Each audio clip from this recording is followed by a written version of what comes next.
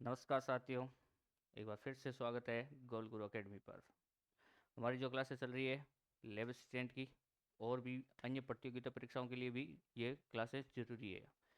तो आज का हमारा टॉपिक रहेगा वो है वायु फोटोग्राफी और सुदूर संवेदन।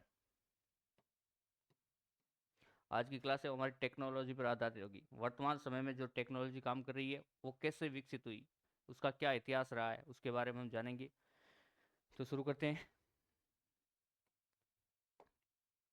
पहला है वायु फोटोग्राफी, एरियल फोटोग्राफी। वायु फोटोग्राफी यानी धरातल की वायुमंडल से जो फोटो ली जाती है वो क्या कहलाती है? वायु फोटोग्राफी कहलाती है। देखिए सरल भाषा में इसको क्या कहते हैं? वायु फोटोग्राफी एक ऐसी तकनीक है जिसमें हवाई वाहन जैसे वायुयान, हेलीकॉप्टर, ड्रोन में लगे विशेष कैमरों के द्वारा पृथ्वी की सतह के फोटो लिए जाते हैं। यानी पृथ्वी की धरातल की फोटो है जो धरातल से ऊपर जाके वहां से फोटो लेनी विभिन्न साधनों से, जैसे वायुयान है, हेलीकॉप्टर है, ड्रोन है, गुब्बारे हैं, यानी हॉट एयर बैलून आते थे, उनसे भी कैमरे के द्वारा जो धरातल की पृथ्वी की सतह की फोटो ली जाती है वो क्या कहलाती है? वायु फोटोग्राफ कहलाती है। इसकी क्यों जरूरत पड़ी, क्यों खास है ये? सामान्य फोटो क्षैतिज यानी आगे की ओर दृश्य देते हैं, जबकि वायु फोटो को धरातल की ऊपरी दृश्य प्रस्तुत करते हैं। अब सामने फोटो लेते हैं क्षैतिज रूप में, जैसे सामान्य फोटो लेते हैं उसमें सामने वाला पोर्शन ही आता है जितना हमारे पास सामने होगा, जबकि इसमें क्या होता है? ऊर्ध्वाधर रूप में पूरा विस्तृत क्षेत्र को हम एक साथ कवर कर सकते हैं। धरातल का ऊपरी दृश्य प्रस्तुत करते हैं, इससे बड़े क्षेत्र को एक साथ देखा जा सकता है, यानी विस्तृत क्षेत्र को एक साथ कवर कर सकते हैं।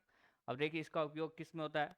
भूगोल और मानचित्रण में सबसे इंपॉर्टेंट भूगोल और मानचित्रण। मानचित्र बनाने में जो सबसे इंपॉर्टेंट चीज है वो इसका वायु फोटोग्राफी का है। सैन्य अध्ययन में भी किया जाता है, शहरी नियोजन के लिए और पर्यावरण की निगरानी के लिए भी इनका उपयोग किया जाता है। अब देखिए वायु फोटोग्राफी का इतिहास, क्या इतिहास रहा है। सबसे पहले जो वायु फोटो ली थी वो कब ली थी? 1858 में। कब ली थी? 1858 में। एक गुब्बारे से पहला वायु फोटो लिया गया था फ्रांस में। 1858 में लिया गया था। किस देश में? फ्रांस में।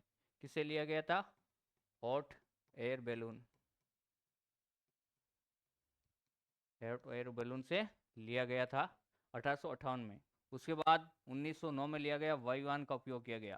पहली बार वायुयान से इटली के एक नगर का वायु फोटो लिया गया था 1909 में। इटली के एक नगर का, एक शहर का वायु फोटोग्राफ लिया था वायुयान के द्वारा सर्वप्रथम। कब लिया गया था? 1909 में। भारत में इसकी शुरुआत कब हुई? भारत में इसकी शुरुआत हुई 1920 में। 1920 में पहला जो वायु फोटो लिया गया था वो भारत में लिया गया था। भारत में पहले बड़े पैमाने का वायु फोटो आगरा शहर का लिया गया। किस शहर का लिया गया? आगरा शहर का सर्वप्रथम 1920 में वायु फोटोग्राफ लिया गया था। 1923 से 1924 में भारतीय संरक्षण विभाग ने इरावदी डेल्टा के वनों का वायु संरक्षण किया। उसके बाद है 1923-24 में जो वायु संरक्षण विभाग है उसने इरावदी डेल्टा के वनों का जो फोटो लिया गया था वो इसका लिया गया था। भारत में अधिकृत एजेंसियां, अब वायु फोटोग्राफ के लिए भारत में कौन कौन सी एजेंसियां हैं वो कार्य करती है? वर्तमान में वायु संरक्षण निदेशालय जो कहाँ पर है? नई दिल्ली में। पूरे देश के वायु फोटो की देखरेख करता है। भारत में वायु फोटो लेने के लिए 3 एजेंसियों को अधिकृत किया गया है। कितनी एजेंसियां बनाई गई है? 3। पिछली जो लेब असिस्टेंट थी 2022 में, उसमें यही क्वेश्चन पूछा गया था कि वायु संरक्षण निदेशालय कहाँ पर स्थित है। ये क्वेश्चन पिछली बार आया था। तो कहाँ पर स्थित है? नई दिल्ली में। जो निदेशालय है वो कहाँ पर स्थित है? नई दिल्ली में। और इसके द्वारा 3 एजेंसियां निर्धारित की गई पूरे भारत में। पहली है भारतीय वायुसेना, इंडियन एयरफोर्स। इंडियन एयरफोर्स ये एजेंसी बनाई गई है जो क्या करती है? सैन्य और रणनीतिक उद्देश्यों के लिए वायु फोटो लेती है। पहले एजेंसी है कौन सी है? भारतीय वायुसेना, इंडियन एयरफोर्स है। वो क्या करती है? सैन्य और रणनीतिक उद्देश्यों के लिए वायु फोटो लेने का उपयोग करती है, जो भारत सरकार के द्वारा अधिकृत है। दूसरी है वायु संरक्षण कंपनी। ये क्या? वायु संरक्षण कंपनी जो कहाँ पर स्थित है? कोलकाता में स्थित है। नागरिक और व्यवसायिक वायु संरक्षण कार्य करती है। ये नागरिक और अन्य व्यवसायिक कार्यों के लिए वायु फोटोग्राफ लेती है। और तीसरी है NRSA, राष्ट्रीय सुदूर संवेदी संस्थान, नेशनल रिमोट सेंसिंग एजेंसी, जो कहाँ पर है? हैदराबाद में। NRSA, national remote sensing agency, Hyderabad में स्थित है। जो उपग्रह और वायु डेटा का प्रबंधन करती है। जो उपग्रह के द्वारा डाटा भेजा जाता है, उन डेटा को अध्ययन करके और फिर उनका क्या करती है, प्रसार करती है। ये 3 एजेंसियां जो भारत सरकार के द्वारा अधिकृत है, और निर्देशालय कहाँ पर स्थित है, नई दिल्ली में स्थित है। अब देखिए वायु फोटो के क्या उपयोग है। वायु फोटो का उपयोग है मानचित्र के निर्माण में, स्थलाकृतिक मानचित्रों के निर्माण में और भूमि उपयोग के अध्ययन में इसका उपयोग किया जाता है।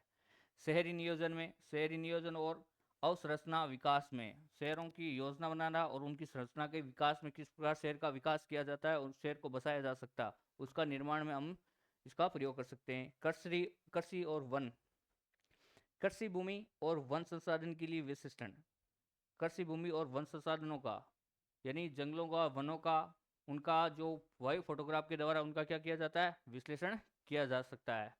सैन्य निगरानी में भी, सैन्य रणनीति और निगरानी के लिए भी ये उपयोग जो इंडियन एयरफोर्स करती है। आपदा प्रबंधन में, प्राकृतिक आपदाओं जैसे बाढ़, भूकंप के प्रबंधन में, अब वायु फोटोग्राफ के द्वारा हम उन क्षेत्रों का पता लगा सकते हैं कहाँ पर कितना नुकसान हुआ आपदा के द्वारा, तो उनके प्रबंधन में भी यह सहायता करती है।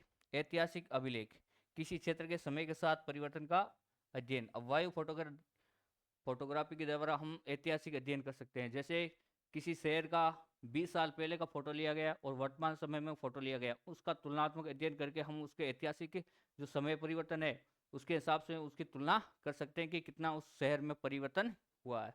तो इसके लिए भी ये जरूरी हो गया, उपयोग में लिया जाता है। अब देखिए इसके प्रमुख लाभ। विस्तृत क्षेत्र का दृश्य, अब इसमें वायु फोटोग्राफ में विस्तृत क्षेत्र का दृश्य प्राप्त होता है। हम फोटो लेते हैं तो उसमें काफी एरिया है उसको कवर किया जा सकता है, बड़े क्षेत्र को एक साथ देखने की क्षमता होती है। ऐतिहासिक अभिलेख, किसी क्षेत्र के समय के साथ परिवर्तन का अध्ययन। उच्च संवेदनशीलता, यानी मानवीय आंखों से अधिक विस्तार से देखने की इसकी क्षमता होती है, जितना हम मानवीय आंखों से देखते हैं उससे भी अधिक इसकी क्षमता होती है। त्रिआयामी दृश्य को क्रिएट करती है, स्टीरियोस्कोपिक जोड़ी बनाकर 3D दृश्य प्राप्त कर सकते हैं हम इसके द्वारा। अगेमित क्षेत्रों का अध्ययन, यानी जहां हम पहुंच नहीं सकते उन क्षेत्रों का भी हम फोटो लेके उस क्षेत्रों का भी क्या करते हैं, अध्ययन कर सकते हैं। जहां हम पहुंच नहीं सकते उनका भी ड्रोनों के माध्यम से फोटो लेके और उसका क्या कर सकते हैं, पहाड़ी, घने जंगल या दुर्गम इलाकों का विश्लेषण भी हम इसके द्वारा कर सकते हैं। अब देखिए वायु फोटो की प्रमुख शब्दावलियां, क्या क्या इसमें शब्दावलियां काम में ली जाती है। जैसे अग्र अतिव्यापन, फॉरवर्ड और लेफ्ट, उड़ान दिशा में लगातार दो फोटो के बीच का आच्छादित भाग। अभी दो फोटो लेते हैं कंटिन्यू, तो उसमें जो कॉमन एरिया आता है वो क्या कहलाता है, अगर अति व्यापन। ये आमतौर पर कितना होता है, लगभग 60% होता है जो कॉमन एरिया होता है। दो फोटो लेते हैं उसमें जो कॉमन एरिया होता है वो क्या कहलाता है, अगर अति व्यापन। अगला अधो बिंदु, नाडियर पॉइंट, कैमरा तल के केंद्र से धरातल पर खींचे गए लंब का निचला सिरा, यानी कैमरा लेंस से ये धरातल तक ये एकदम लंब डाला जाता है धरातल पर, और ये क्या बिंदु जो कहलाता है वो क्या कहता है, अधो बिंदु कहलाता है। फोटोग्रामेट्री, वायु फोटो से सटीक माप लेने का विज्ञान। जो वायु फोटो है उसे सटीक माप लेते जाता था, सटीक आंकड़े प्राप्त किया जाता है, तो वो क्या कहलाती है, फोटोग्रामेट्री कहलाती है, जिसमें एग्जैक्ट आंकड़े हमें प्राप्त होते हैं। अब है मुख्य दूरी, मुख्य दूरी क्या होती है, कैमरे के लेंस के केंद्र से फोटो तल की लंबवत दूरी। लेंस से जो फोटो तल होता है उसकी दूरी क्या कहलाती है, मुख्य दूरी। स्पर्श बिंदु, संदर्श बिंदु, प्रकाश किरणों के उत्सर्जन का बिंदु, जहां से प्रकाश किरणें उत्सर्जित होती है वो क्या कहलाता है, संदर्श बिंदु। प्रतिबिंब निर्वचन, फोटो पर दिख रही वस्तुओं की पहचान और विश्लेषण। जो हमें फोटो प्राप्त होती है, प्रतिबिंब प्राप्त होता है रियल में, उसका विश्लेषण करना किस में आता है, प्रतिबिंब निर्वचन में आती है। ये तो ये प्रमुख शब्दावली थी। अब देखिए वायु फोटोग्राफिक प्रकार, कैमरा अक्ष की स्थिति के आधार पर प्रकार है, वो कितने हैं, 3 प्रकार से। पहला है ऊर्ध्वाधर वायु फोटोग्राफ। ऊर्ध्वाधर फोटो मतलब लंबवत, जैसे ये हमारे पास कोई तल है, फोटो तल,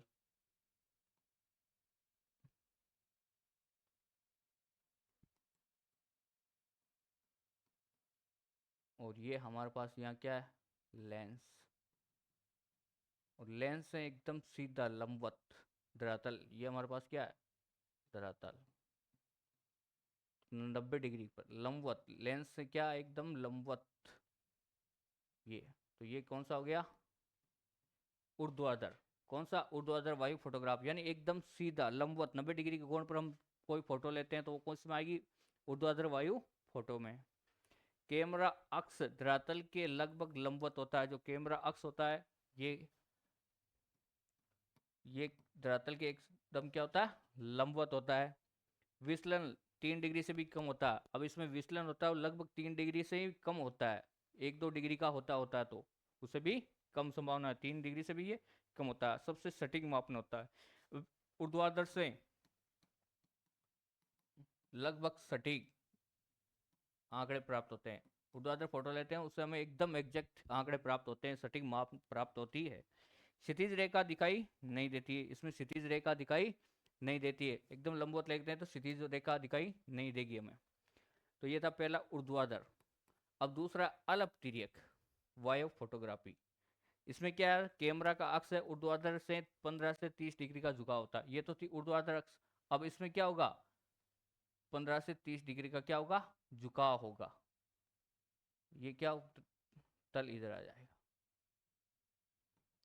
15 से 30 डिग्री का क्या होगा, झुकाव होगा।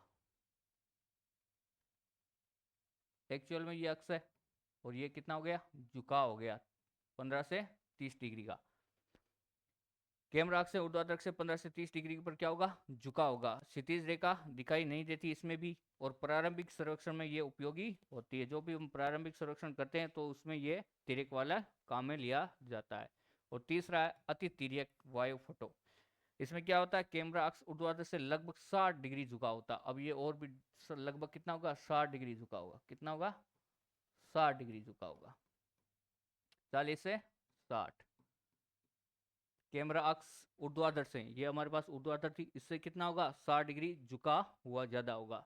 इसमें क्षितिज रेखा क्या होती है, दिखाई देती है, और व्यापक क्षेत्र का दृश्य लिया जा सकता है। तिर्यक में और ज्यादा व्यापक क्षेत्र का चित्र लिया जा सकता है। तो ये कैमरा अक्ष की स्थिति के आधार पर 3 प्रकार से कैमरा कैसे रखा जाता है, ऊर्ध्वाधर, तिर्यक और अति तिर्यक, ये 3 प्रकार से कैमरे को रख सकते हैं। अब है मापनी के आधार पर। मापनी के आधार पर पहला है लघु मापनी। इसमें कितना आरएफ रहता है, 1:30,000 से छोटी यानी विस्तृत क्षेत्र का सामान्य अवलोकन किया जाता है। इसमें विस्तृत क्षेत्र होता है, उसमें अवलोकन होता है सामान्य का। दूसरा मध्यम मापनी, मीडियम स्केल, जिसमें 1:15,000 से 1:30,000 के बीच, सामान्य संरक्षण के लिए भी उपयोगी होता है ये। जिसमें मापनी क्या होती है, मध्यम मापनी 1:15,000 से 30,000 के बीच। और वृहत मापनी, वृहत मापनी होती है 1:15,000 से बड़ी, यानी 1:15,000 से कम 10,000। मापनी बड़ी होगी लेकिन इसका हर क्या होगा, कम हो जाएगा। अंश हर क्या होता जाएगा, कम, और मापनी कैसी होती जाएगी, बड़ी होती जाएगी। जैसे जैसे हर बढ़ता है तो वो कौन सी मापनी होती है, लघु मापनी। और हम कम, हर कम होता है, जिस आरएफ का हर कम होता है उसका अंश हमेशा 1 होता है। और हर, जैसे जैसे हर की बढ़ेगी वो मापनी होती है लघु मापनी, और हर कम होता जाएगा तो वृहत मापनी। तो ये वृहत मापनी में आता है, और अधिक विस्तृत जानकारी होती है। और छोटे क्षेत्र को उसमें लिया जाता है और उसकी जानकारी क्या होती है, अधिक। छोटे क्षेत्र का अध्ययन किया जाता है और जानकारी हमें अधिक मिलती है। तो ये मापनी के आधार पर 3 प्रकार के, लघु, मध्यम और वृहत। अब है वायु फोटो की ज्यामिति। प्रक्षेप के आधार पर इसकी ज्यामिति कैसी होती है। पहली है समांतर प्रक्षेप। प्रक्षेपित किरण आपस में क्या होती है, एक दूसरे के समांतर होती है। कैसे भी हो वो क्या होगी, एक दूसरे के समांतर होगी। दूसरा है लंबकोणीय प्रक्षेप। समांतर प्रक्षेप का विशेष रूप होता है, किरणें लंबवत होती है। किरणें क्या होती है, अब इसमें क्या कैसे भी हो सकती है, लंबवत भी हो सकती है और ऐसे भी हो सकती है। जबकि लंबकोणीय में क्या होगी, हमेशा क्या होगी, लंबवत होगी। समांतर किरणें होगी वो क्या होगी, लंबवत होगी। मानचित्र इसी पर आधारित है, जो मानचित्र बनाए जाते हैं वो लंबकोणीय प्रक्षेप के आधार पर बनाए जाते हैं, जिसमें जो किरणें होती है वो कैसी होती है, लंबवत होती है। और तीसरा है केंद्रीय प्रक्षेप। सभी किरणें एक ही बिंदु, यानी एक ही बिंदु से किरणें निकलती है। केंद्र से निकलती है वायु फोटो इसी पर आधारित, जो फोटो ली जाती है वायु फोटो वो किस पर आधारित है, केंद्रीय प्रक्षेप है, जिसमें बिंदु क्या होता है, एक ही, जो संदर्श बिंदु होता है वो क्या होता है, एक ही होता है, उससे ही किरणें निकलती है। तो ये 3 प्रकार है। ऊर्ध्वाधर फोटो में प्रधान बिंदु और अधो बिंदु एक ही होते हैं, जबकि तिर्यक फोटो में अलग अलग होते हैं। जो अपने पढ़े थे ऊर्ध्वाधर फोटोग्राफ, उसमें तो क्या होंगे, अधो बिंदु, प्रधान बिंदु और अधो बिंदु एक ही होते हैं, जबकि तिर्यक में क्या होंगे, अलग अलग होंगे, यहाँ पर होंगे यहाँ पर होंगे, जबकि इसमें क्या होते हैं, एक ही होते हैं। अब देखिए ज्यामिति कुछ महत्वपूर्ण बिंदु है, जैसे प्रधान बिंदु। प्रधान बिंदु किसे कहते हैं, कैमरा अक्ष का फोटोतल पर प्रतिच्छेद बिंदु। जो कैमरा अक्ष है उसका फोटोतल पर प्रतिच्छेद बिंदु होता है, वो क्या होता है, प्रधान बिंदु कहलाता है। अधो बिंदु क्या होता है, कैमरा लेंस से केंद्र से धरातल पर लंब का निचला सिरा, जो धरातल पर लंब डाला जाता है उसका जो निचला सिरा वो क्या कहलाता है, अधो बिंदु कहलाता है। फोकस दूरी, कैमरा लेंस से फोटोतल के बीच की दूरी क्या कहलाती है, फोकस दूरी। कैमरा तल फोटोतल होता है, उसके बाद कैमरा तल, इनके बीच की दूरी क्या होती है, फोकस दूरी। और उड्डयन ऊंचाई, कैमरा लेंस से धरातल के बीच की दूरी, ये बीच की दूरी क्या कहलाती है, उड्डयन ऊंचाई। अब देखिए मापनीय निर्धारण, कैसे हम इसकी मापनी का निर्धारण करते हैं, इसकी 3 विधियां हैं। फोटो वायु की है, वायु फोटो की मापनी का निर्धारण हम 3 प्रकार से करते हैं। पहली विधि देखिए, फोटो दूरी और धरातलीय दूरी का अनुपात। इसका सूत्र है S P equal to D P अनुपात डी जी। जैसे हमारे पास उदाहरण दे रखा है, फोटो पर मापनी क्या है, 2 सेंटीमीटर। फोटो पर हमें क्या दे रखी है, फोटो पर बोलते हैं डी पी, ये हमारे पास दे रखी है 2 सेंटीमीटर। और धरातल पर दे रखी है हमें डी ग्राउंड, वो कितने दे रखी, 1 किलोमीटर दे रखी। और पूछा हमें क्या है, फोटो दूरी। तो हमें अब मापनी हम निकालनी है, हमको क्या निकालनी है, मापनी। तो कैसे निकालेंगे, देखिए हमारे पास ये सूत्र है। तो S P equal to D P हमें क्या दे रखा है, 2 सेंटीमीटर अनुपात, और डी जी हमें क्या दे रखा है, 1 किलोमीटर। अब मापनी निकालते हैं तो उसकी इकाई क्या रखेंगे, हम सेम रखेंगे। इकाई क्या होनी चाहिए, हमेशा सेम। यहाँ पर किलोमीटर दे रखा है, उसको चेंज करेंगे। तो 2 सेंटीमीटर, इसको कन्वर्ट करते हैं 1 लाख में कितने होते हैं, 1 किलोमीटर में कितने, 1 लाख सेंटीमीटर।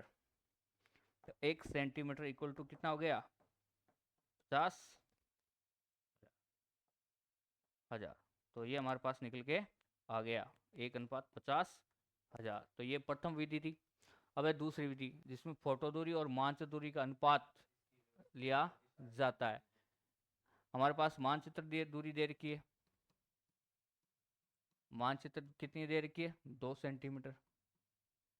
और फोटो पर 10 सेंटीमीटर, और फोटो मापनी वो कितने दे रखी है, फोटो माप कितना रखा है, डीपी हमारे पास कितनी दे रखी है, ये तो हमारे पास हो गया डीएम मानचित्र, और डीपी फोटो पर दे रखा हमको 10 सेंटीमीटर का।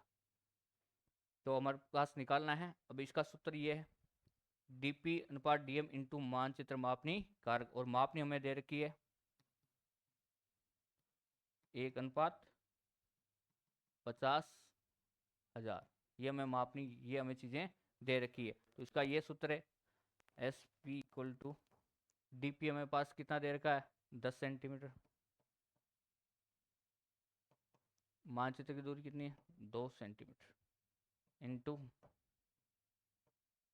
अनुपात दे रखा हमारे पास 50,000। तो ये हमारे पास आ गया, ये भी सेंटीमीटर में, तो 5, ये चलो 10 अनुपात ये हो गया,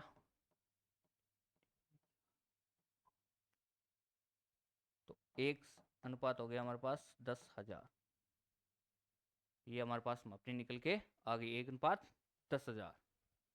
ये अब है तीसरी विधि, इसमें फोकस दूरी ली जाती है और उड्डयन ऊंचाई का अनुपात होता है। फोकस दूरी और उड्डयन ऊंचाई, जैसे उदाहरण दे रखा हमारा फोकस दूरी 15 सेंटीमीटर, और ऊंचाई दे रखी है हमारे 7,50,000 सेंटीमीटर, और मापनी हमारे पास 1:50,000। और शर्त है फोटो ऊर्ध्वाधर और भूभाग समतल, फोटो के सिर ऊर्ध्वाधर होगा, यानी लंबाई एकदम करेक्ट होगी। तो सूत्र हमारे पास S P equal to F अनुपात एच। एफ हमारे पास कितना दे रखा है, 15, और एच हमारे पास कितने दे रखी है, 10 1000। तो 1 अनुपात कितना आ गया? 50,000। तो ये हमारे पास मापनी निकल के आ गई। तो वायु फोटो की मापनी का निर्धारण हम 3 विधियों से कर सकते हैं। तीनों के सूत्र है एस पी टू डीपी अनुपात डीजी, दूसरा एस पी टू डीपी अनुपात डीएम इंटू मानचित्र मापनी का कारक, और तीसरा है जिसमें फोकस दूरी हमें ऊंचाई दे रखी हो तो एस पी टू एफ अनुपात एच। 3 प्रकार से हम इसकी गणना कर सकते हैं। अब देखिए फोटोग्राफ मिति और प्रतिबिंब निर्वचन, ये 2 बिंदु है।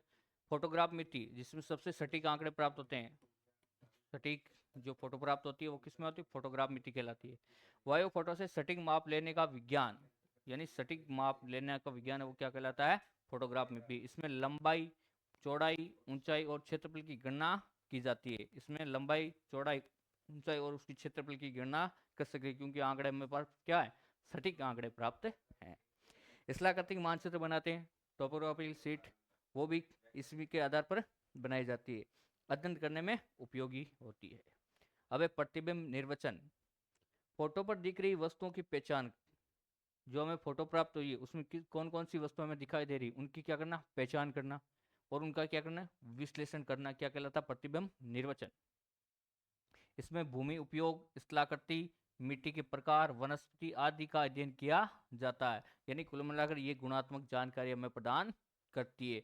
प्रतिबिंब निर्वचन हमें क्या करता है? गुणात्मक जानकारियां देता है। जो हमें फोटो प्राप्त हुई है उसमें कौन कौन सी वस्तुएं हैं और उनका क्या कार्य, ये चीजों का विश्लेषण किसमें किया जाता है? प्रतिबिंब निर्वचन में किया जाता है। अब देखिए मानचित्र और वायु फोटो में क्या अंतर होता है? प्रक्षेप,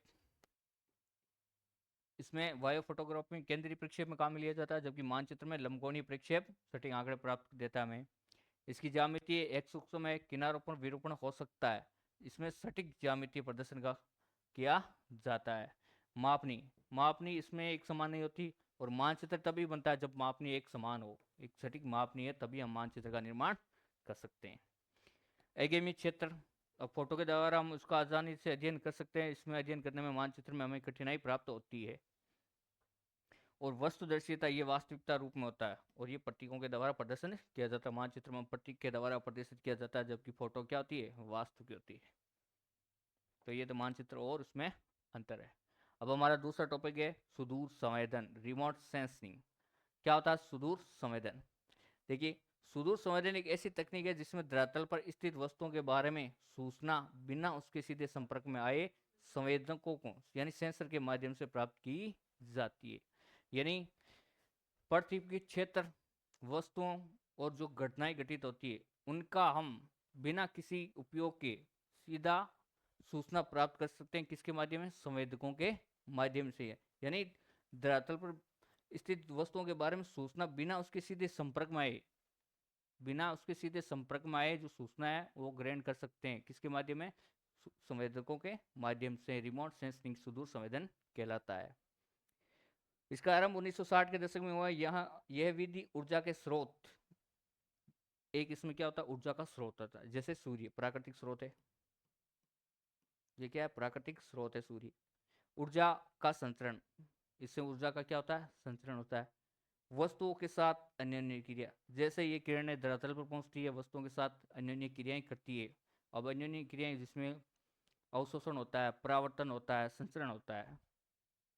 परावर्तित ऊर्जा का अभिलेखन, अब जब किरणें वापस परावर्तित होती है तो इस सेंसर के संवेदकों के माध्यम से उसका क्या किया जाता है? अभिलेखन किया जाता है, और फिर सूचना निष्कर्षण पर और सूचनाओं का निष्कर्षण किया जाता है। तो ये विधि होती है सूचना सुदूर संवेदन। सुदूर संवेदन के माध्यम से हम उन क्षेत्रों, उन घटनाओं का बिना किसी सीधे संपर्क में आए जानकारी प्राप्त कर लेते हैं, तो क्या कहलाता है? सुदूर संवेदन। अब देखिए प्रमुख शब्दावली है सुदूर संवेदन से संबंधित। पहली है अंकीय संख्या, डिजिटल नंबर। अंकीय प्रतिबिंब में किसी पिक्सल की तीव्रता का मान क्या होता है? अंकीय संख्या से प्रदर्शित किया जाता है। यानी फोटो में, मोबाइल में, कंप्यूटर में जो अंकीय संख्या उसके आधार पर उसकी गणना की जाती है। अंकीय बिंब, डिजिटल इमेज, पंक्तियों व स्तंभों में व्यवस्थित अंकीय संख्याओं का समूह है। जो संख्या है उसको समूह के रूप में करके फोटो ली जाती है, जो कंप्यूटर में गणना की जाती है। अगले परावर्तकता, क्या होती है? परावर्तकता, परावर्तित ऊर्जा का और आपतित ऊर्जा का अनुपात। यानी जो ऊर्जा हमें प्राप्त हो रही है, और जो परावर्तित ऊर्जा है उसका अनुपात क्या कहलाता है? परावर्तकता। और ये क्वेश्चन पिछली बार लेवल 16 में पूछा गया था कि परावर्तकता क्या होती है। तो परावर्तकता क्या होती है? जो आपतित ऊर्जा है और जो परावर्तित ऊर्जा, उन दोनों का अनुपात ही क्या होता है? परावर्तकता होता है। यानी परावर्तित ऊर्जा का और आपतित ऊर्जा का जो अनुपात है वो क्या कहलाता है? परावर्तकता। ये इंपॉर्टेंट जो 2022 वाले लेवल 16 में पूछा गया था। अब बैंड, विद्युत चुंबकीय स्पेक्ट्रम में तरंगदैर्ध्य का एक विशिष्ट अंतराल, जो तरंगदैर्ध्य चलती है वो विशिष्ट अंतराल के बाद में वापस से मोड़ आता है। जो ये बैंड आता है ये कुछ समय, निश्चित समय के बाद में आता है। तो ये अंतराल क्या कहलाता है? बैंड कहलाता है। अगला संवेदक। अब ये संवेदक ही है जो सूचनाओं को क्या करते हैं? ग्रहण करते हैं। वे उपकरण जो विद्युत चुंबकीय विकिरण को ग्रहण करके संकेतों में बदलता है। अब जो तरंगे आती है विकिरण वापस उनको ग्रहण करता है और उनको किस में कन्वर्ट करता है? संकेतों में।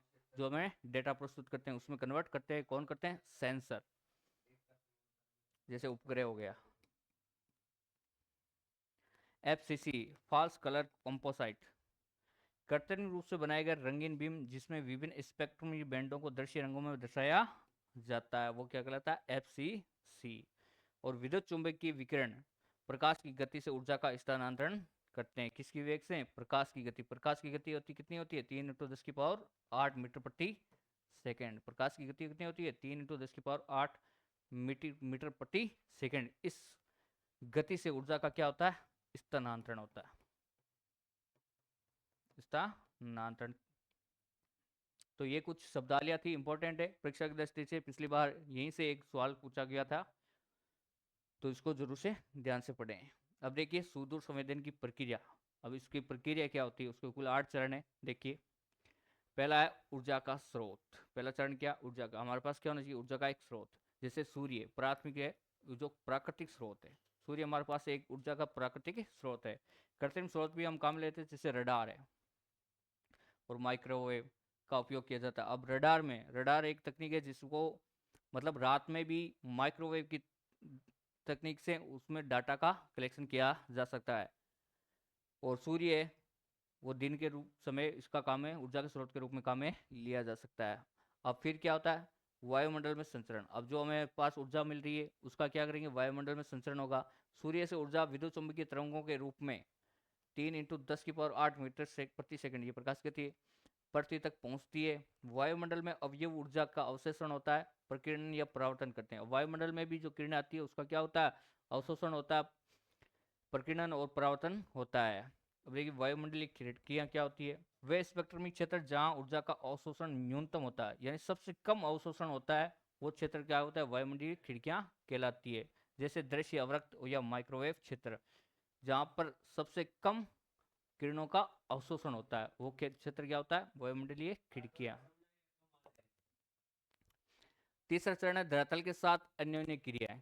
अब जो किरणें आती है वो धरातल पर पहुंचती है और धरातल पर पहुंचने के साथ क्या करती है? अन्योन्य क्रियाएं। किस प्रकार करती है? देखिए धरातल पर पहुंची ऊर्जा वस्तुओं के साथ 3 प्रकार से अंतःक्रिया करती है। पहला अवशोषण, जो किरणें आती है वो धरातल पर क्या करती है? कुछ वस्तुओं के द्वारा उनका क्या होता है? अवशोषण होता है।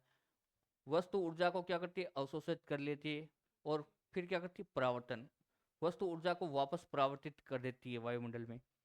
और तीसरा संचरण, यानी वस्तु के आर पार किरणें निकल जाती है। तो 3 प्रकार की अन्य क्रिया करती है किरण वस्तु धरातल पर आने के बाद। अब देखिए स्वस्थ वनस्पति लाल बैंड में कम और अवरक्त बैंड में अधिक परावर्तन करती है। जो स्वस्थ वनस्पति होती है वो रेड तरंगदैर्ध्य में क्या होती है? कम, और अवरक्त बैंड में क्या करती है? अधिक परावर्तन करती है। शुद्ध जल लाल व अवरक्त को अधिक अवशोषित करता है, यानी वो काला दिखाई देता है। जो शुद्ध जल होता है वो क्या करता है? अधिक अवशोषित करता है और काला दिखाई देता है। स्पेक्ट्रमी हस्ताक्षर, देखिए क्या होता है? प्रत्येक वस्तु विभिन्न तरंगदैर्ध्य पर ऊर्जा को अलग अलग मात्रा में परावर्तित और अवशोषित करती है। अब जो प्रत्येक वस्तु है वो विभिन्न तरंगदैर्ध्य पर ऊर्जा का अवशोषण, अलग अलग तरंगदैर्ध्य पर ऊर्जा का क्या करती है? अवशोषण, और उनका क्या करती है? परावर्तन। तो वो क्या कहलाता है? स्पेक्ट्रमी हस्ताक्षर कहलाता है। अब अगला चरण है पुनः संचरण, वस्तु से प्रवाहित ऊर्जा फिर वायुमंडल से गुजरती है, वापस धरातल से परावर्तित होकर वायुमंडल में प्रवेश करती है। और संवेदकों द्वारा अभिलेखन, अब जो किरणें आती है वापस चुंबकीय स्पेक्ट्रम, वो वापस क्या करती है, सेंसर से, सेंसर के द्वारा क्या किया जाता है, उसका अभिलेखन, उसकी रीडिंग की जाती है। उपग्रह जैसे उपग्रह विमान पर लगे संवेदक क्या करते हैं, ऊर्जा को ग्रहण करते हैं, उनका क्या करते हैं, ग्रहण, ऊर्जा को क्या करते हैं, ग्रहण करते हैं। और अगला चरण है अंकीय डाटा में रूपांतरण, जो डाटा कलेक्शन करती है संवेदक, उसको क्या किस में कन्वर्ट करती है, अंकीय डाटा में। संकेतों को अंकीय डाटाओं में बदलकर हैदराबाद के निकट सदानगर स्टेशन पर प्रेषित करती है, जो हैदराबाद में थी एक संस्था, एजेंसी, जो भारत सरकार के द्वारा अधिकृत है, NRSA, national remote sensing agency. इसके द्वारा क्या कर दिया जाता है, जो डाटा अब इसको किसको मिलता है, NRSA को प्राप्त होता है, और वो क्या करते हैं, इनको वापस त्रुटियां दूर करके अंकीय बीम प्रकरण या दृश्य वाक्य द्वारा सूचना का निकाली जाती है। अब ये क्या करता है, जो डाटा प्राप्त होता है उनमें जो त्रुटियां होती है उनको अलग करके जो सही डाटा है फिर उनका क्या करता है, प्रकाशन करता है NRSA के द्वारा। और लास्ट में क्या, सूचना का क्या होता है, प्रस्तुतिकरण होता है। विषयात्मक मानचित्रों या सारणियों या रिपोर्टों के रूप में इनका क्या होता है, प्रस्तुतिकरण होता है। तो ये कुल 8 चरण है जो सुदूर संवेदन के काम में लिए जाते हैं। अब देखिए 2 प्रकार के उपग्रह होते हैं। ये पहला है सूर्य तुल्यकालिक उपग्रह, ये क्या होते हैं, दूरीय कक्षा में परिक्रमा लगाते हैं। अब ये जो उपग्रह छोड़े जाते हैं वो कौन सी दूरीय कक्षा में छोड़े जाते हैं, वहां पर ये परिक्रमा लगाते हैं। इसकी ऊंचाई लगभग कितनी होती है, 700 से 900 किलोमीटर की ऊंचाई पर। जो सूर्य तुल्यकारी उपग्रह छोड़े जाते हैं वो कितनी ऊंचाई पर छोड़े जाते हैं, 700 से 900 किलोमीटर की ऊंचाई पर छोड़े जाते हैं, जो दूरी कक्षा में परिक्रमण करते हैं। ये निश्चित स्थानीय समय पर गुजरते हैं, एक निश्चित समय होता है स्थानीय, उसी पर समय पर ये वापस गुजरते हैं। इसके उदाहरण है जैसे IRS, लैंडसैट, एस्पॉट, ये इसके उदाहरण है। इसका उपयोग किया जाता है प्राकृतिक संसाधनों में और कृषि और वानिकी में। प्राकृतिक संसाधनों का जो पता लगाने में, उनका संरक्षण करने में, उनका क्षेत्रों को पता लगाने में इसको काम में लिया जाता है। तो यह था पहला सूर्य तुल्यकारी उपग्रह, जो 700 से 900 किलोमीटर की ऊंचाई पर दूरीय कक्षा में छोड़ा जाता है। दूसरा है भूस्थितिक उपग्रह, जियो स्टेशनरी, ये भूमध्य रेखा के ऊपर लगभग 36,000 किलोमीटर की ऊंचाई पर छोड़ा जाता है। इनको कितनी ऊंचाई पर, 36,000 किलोमीटर की ऊंचाई पर इनको प्रक्षेपित किया जाता है भूमध्य रेखा के ऊपर। पृथ्वी के साथ, ये पृथ्वी के साथ साथ घूमते हैं। अब इनका क्या घूमने का टाइम क्या है, 24 घंटे में ये एक अपना पूर्ण चक्कर चक्कर क्या करती है, पूरा कर लेती है, यानी पृथ्वी के साथ साथ घूमती है। अतः हमें ये स्थिर दिखाई देंगे, घूमते हुए प्रतीत नहीं होंगे, केवल स्थिर दिखाई देते, क्योंकि ये पृथ्वी के साथ क्या करते हैं, घूमते अपने अक्ष पर। उदाहरण के लिए जैसे इनसेट है, इंडियन नेशनल सैटेलाइट सिस्टम, ये श्रृंखला भारत सरकार के द्वारा चलाई गई। उस ये क्या कार्य करती है, मौसम विज्ञान के आंकड़े वो डेटा करती है, संचार में काम आती है, टेलीविजन प्रसारण के लिए ये काम में लिए जाते हैं। तो ये थे भूस्थितिक उपग्रह जो लगभग 36,000 किलोमीटर प्रक्षेपित किए जाते हैं और पृथ्वी के साथ साथ घूमते हैं, जो अतः हमें स्थिर पदाई दिखाई देते हैं। अब देखिए संवेदकों के प्रकार, किस प्रकार के हमारे पास सेंसर होते हैं। पहला है फोटोग्राफिक संवेदक, कैमरा, एक ही क्षण में पूरे दृश्य का अभिलेखन करता है, यानी एक सेकंड में एक फोटो ले जाती है, पूरे दृश्य को कैच कर लेती है। केवल दृश्य एवं निकट अवरक्त क्षेत्रों यानी 0.3 से 0.3 माइक्रो में ये कार्य करता है। इतने तरंग दैर्ध्य या विद्युत चुंबकीय स्पेक्ट्रम में ये कार्य करता है, 0.3 से 0.9 विद्युत स्पेक्ट्रम में ये कार्य करता है। दूसरा विस्कन स्कैनर, ये घूर्णन दर्पण और एक संसूचक होता है। दर्पण घूमकर दृश्य क्षेत्र की प्रत्येक पंक्ति स्कैन करता है, जो दर्पण होता है वो घूमकर जो प्रत्येक पंक्ति होती है उसका स्कैन करता है, उस प्रकार ये फोटो लेता है। लैंडसेट, MSS या TM इसके उदाहरण है। और तीसरा पुष्पब्रूम स्कैनर, संसूचकों की एक पंक्ति होती है ये, और विस्कन से अधिक सटीक और विश्वसनीय होता है। ये विस्कन से क्या होती है, अधिक सटीक होती है पुष्पब्रूम स्कैनर। उदाहरण के लिए स्पॉट, HRV, IRS सेंसर, ये इसके उदाहरण है। अब देखिए सक्रिय और निष्क्रिय संवेदक। सक्रिय संवेदक, एक्टिव सेंसर कौन से होते हैं, समय ऊर्जा उत्सर्जित कर लक्ष्य से प्रभावित लक्ष्य से परावर्तित ऊर्जा ग्रहण करते हैं। ये क्या करते हैं? संयत ऊर्जा अवशोषित करते हैं। और लक्ष्य से जो परावर्तित ऊर्जा होती है उसको क्या करते हैं? ग्रहण करते हैं। जैसे रडार है, रात में और बादलों के पार भी काम करते हैं रडार। रडार में माइक्रोवेव के द्वारा ये रात में भी काम करते हैं और बादलों के आर पार भी कार्य करते हैं, जो क्या कहलाते हैं? सक्रिय संवेदक कहलाते हैं। दूसरा निष्क्रिय संवेदक, पैसिव सेंसर, सूर्य या अन्य स्रोतों से आने वाली ऊर्जा का ग्रहण करते हैं। ये केवल सूर्य और अन्य स्रोतों से आने वाली ऊर्जा का ही ग्रहण करते हैं। जैसे कैमरा है, मल्टी स्पेक्ट्रल है, स्कैनर है। ये केवल दिन में और साफ मौसम में ही काम करता है। सबसे बढ़िया काम कब कर रहे हैं? जब दिन होगा और मौसम कैसा रहेगा? साफ, उसी टाइम ये निष्क्रिय संवेदक कार्य करते हैं।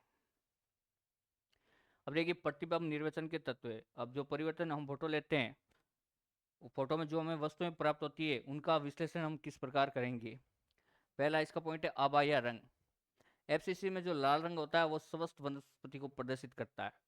किसको? स्वस्थ वनस्पति को। नीला या काला रंग वो गहरे जल को प्रदर्शित करता है। हल्का नीला होता है उथले जल को प्रदर्शित करता है। सफेद शहरी या रेगिस्तान को प्रदर्शित करता है। और गहरा हरा वो किसको प्रदर्शित करता है? घना वन को। जो गहरा हरा वो घने वन को प्रदर्शित करता है। फिर होता है गठन। आभा में सूक्ष्म भिन्नता की पुनरावृत्ति होती है। इसमें स्थूल गठन यानी झाड़ीनुमा वनस्पति होती है। और परिष्कृत में घने वन और गेहूं की फसल को प्रदर्शित किया जाता है उसकी आधार पर। अब उसका आकार, साइज के अकॉर्डिंग। वस्तु का निरपेक्ष आकार, उदाहरण के लिए जैसे खेल के मैदान है और वर्सेज ईंट का बेटा। अब इनका यानी पास की आकृति को क्या भी, जो दो पास की वस्तु हैं उनका भी क्या करें इसमें अध्ययन किया जाता है और उनके आकार का भी पता लगाया जा सकता है। औद्योगिक इकाई वर्सेस आवासीय भवन, उनका भी आकार का पता लगाया जा सकता है। आकृति शेप, वस्तु की बाह्य रूपरेखा, उदाहरण के लिए जैसे संसद भवन का अद्वितीय आकार।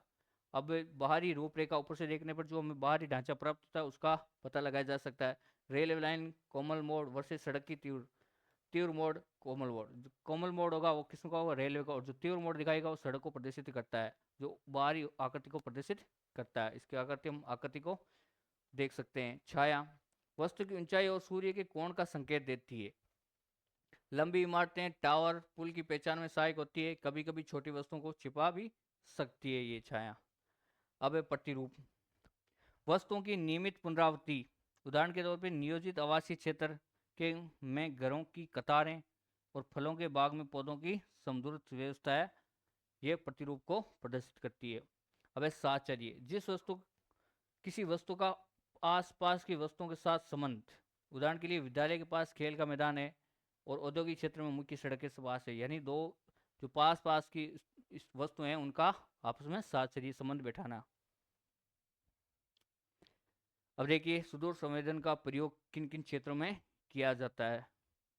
पहला कृषि, कृषि के क्षेत्र में इसका महत्व है। फसल की पहचान में, उपज में अनुमान में, उपज का अनुमान लगाना, सिंचाई और कीट प्रबंधन में इसका उपयोग किया जाता है। जल संसाधन में, जलाशय मानचित्रण में, जल की गुणवत्ता में, बाढ़ मानचित्रण में या भूजल में इनका भी प्रयोग किया जाता है। शहरी योजना बनाने में यानी भूमि उपयोग, शहर की विस्तार अवसंरचना का योजना बनाने में भी इसका उपयोग किया जाता है। वानिकी में भी किया जाता है। वन प्रकार मानचित्रण, वनावरण परिवर्तन और वन्य जीव आवास में इसका उपयोग किया जाता है।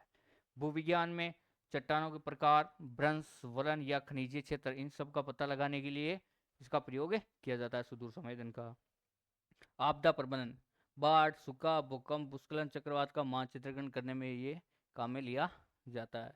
इसके साथ कुछ अन्य जगह भी इसको काम में लिया जाता है, जैसे पर्यावरणीय निगरानी है, वनों की कटाई, मरुस्थलीकरण, वायु और जल प्रदूषण, इनका भी निगरानी, पर्यावरण पर निगरानी हम रिमोट सेंसिंग के द्वारा रख सकते हैं।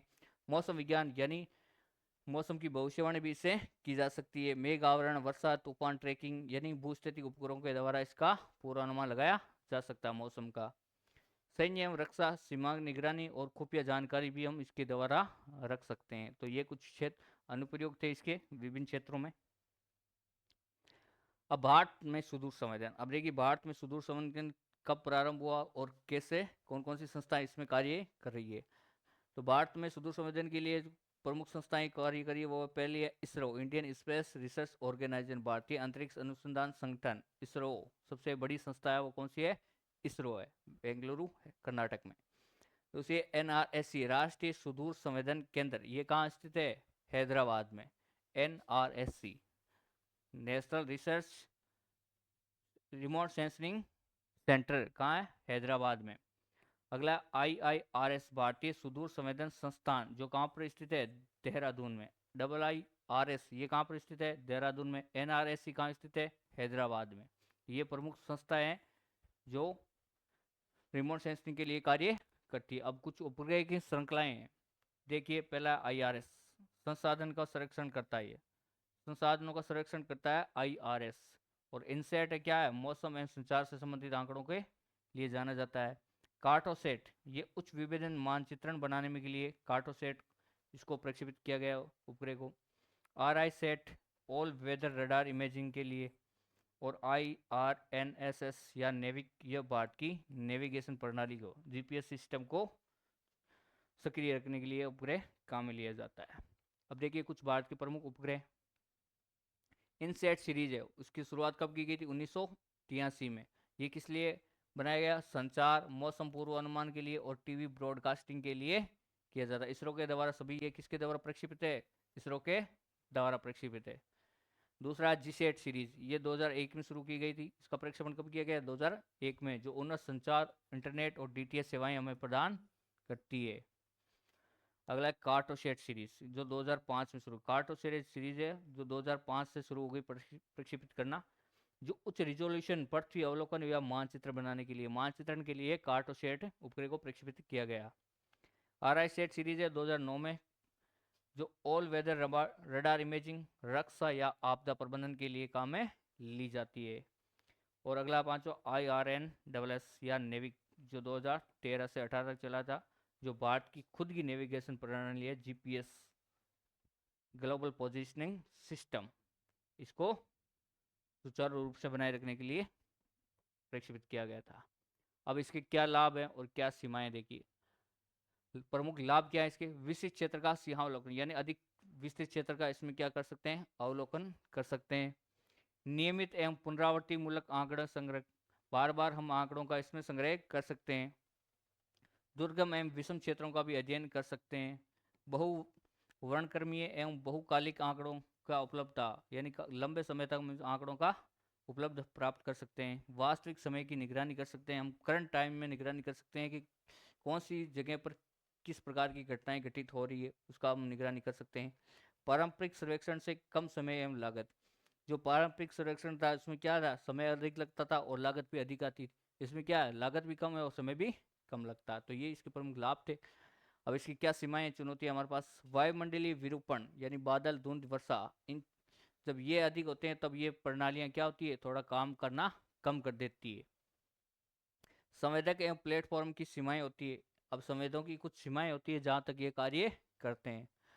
आंकड़ा प्रक्रमण की जटिलता एवं लागत, अब जो आंकड़े प्राप्त होते हैं वो क्या होते हैं? जटिल आंकड़े प्राप्त होते हैं, उनको सरल करना, उसको सही भाषा में कन्वर्ट करने में टाइम लगता है।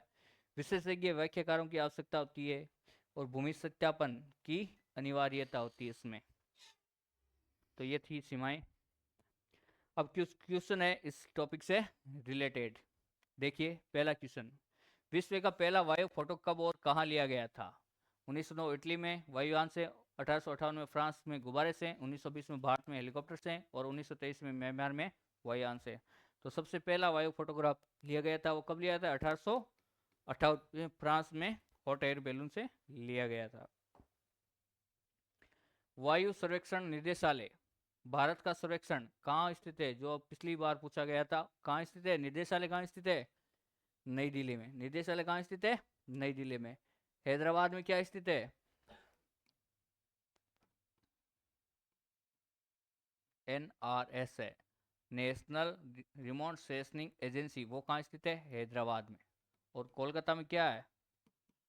वायु सर्वेक्षण कंपनी, वायु सर्वेक्षण कंपनी, जो कहाँ स्थित है? कोलकाता में।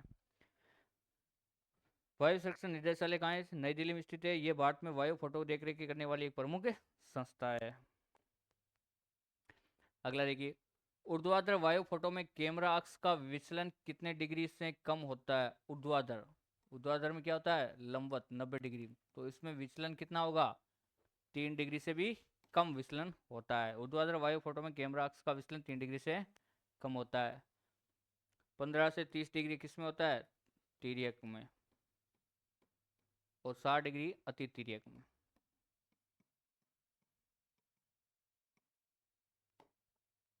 अगला, भूस्थितिक उपग्रह पृथ्वी से कितनी ऊंचाई पर स्थित होते हैं? जो भूस्थितिक उपग्रह हैं वो पृथ्वी से लगभग कितनी ऊंचाई पर प्रक्षेपित किए जाते हैं? 36,000 किलोमीटर पर। कितने? 36,000 किलोमीटर पर। भूस्थितिक उपग्रह भूमध्य रेखा के ऊपर लगभग 36,000 किलोमीटर की ऊंचाई पर प्रक्षेपित किए जाते हैं। अगला है, सुदूर संवेदन तकनीक के संदर्भ में परावर्तकता शब्द का क्या अभिप्राय है? अब परावर्तकता शब्द का क्या अभिप्राय, ये भी पिछली बार परीक्षा में पूछा गया था।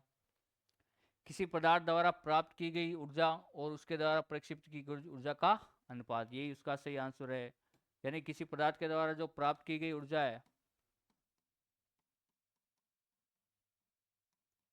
तथा परावर्तित ऊर्जा है, उन दोनों का अनुपात क्या कहलाता है? परावर्तकता कहलाता है। किसी पदार्थ द्वारा प्राप्त की गई ऊर्जा तथा उसके द्वारा परावर्तित ऊर्जा का अनुपात ही परावर्तकता कहलाता है।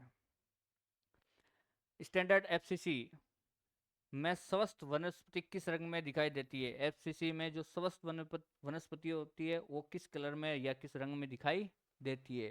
तो किस रंग में दिखाई देती है? लाल रंग में। किस रंग में? लाल रंग में। स्टैंडर्ड एफसीसी में स्वस्थ वनस्पति हमेशा लाल रंग में दिखाई देती है क्योंकि वे अवरक्त बैंड में अधिक परावर्तन करती है।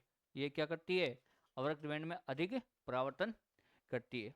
तो आज की ये थी हमारी क्लास सुदूर संवेदन और वायु फोटोग्राफी। ये इंपॉर्टेंट है, हर बार इनमें से 2 या 3 क्वेश्चन पूछे जाते हैं, तो इसको ध्यान से पढ़ना है, जरूर पढ़ें।